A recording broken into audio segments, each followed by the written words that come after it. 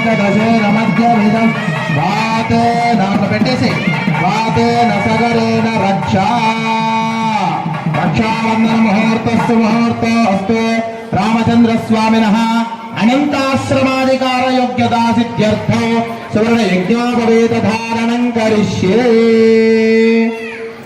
ఇప్పుడు స్వామివారికి యజ్ఞోపవేత ధారణ జరుగుతుంది. మరి అనంతాశ్రమాధికార యోగ్యత అంటే స్వామి ఇప్పటి వరకు బ్రహ్మచారిగా ఉన్నాడు. మరి ఈ యొక్క మండపానికి విచ్చేశారు వివాహం చేసుకుందామని.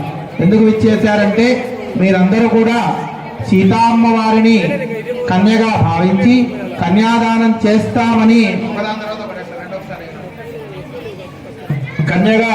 కన్యాదానం చేస్తామని భావన చేస్తూ మీరందరూ తీసుకున్నటువంటి సంకల్పానికి స్వామి ముగ్ధుడై తాను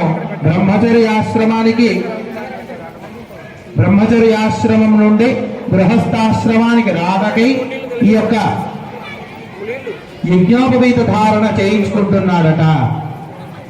మరి ఈ యొక్క బ్రహ్మచర్యాశ్రమము అంటే ప్రతి ఒక్క మానవుడు 4 ఆశ్రమాలను పాలించాల్సినటువంటి ధర్మం ఉన్నది.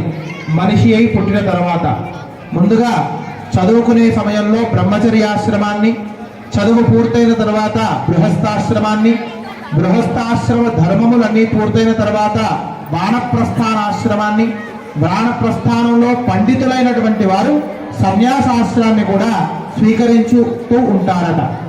మరి మనము చాలా వరకు వానప్రస్థానం వరకు చూస్తుంటాం, సన్యాసాశ్రమం చాలా తక్కువ మంది తీసుకుంటారు. అలా ఇప్పుడు స్వామి గృహస్థాశ్రమంలోకి వస్తున్నారట. వారి యొక్క చదువు పూర్తి చేసుకొని స్వామి గృహస్థాశ్రమంలోకి వస్తున్నారు యజ్ఞోపవీత ధారణ చేసుకుంటూ. గట్టి మేళం.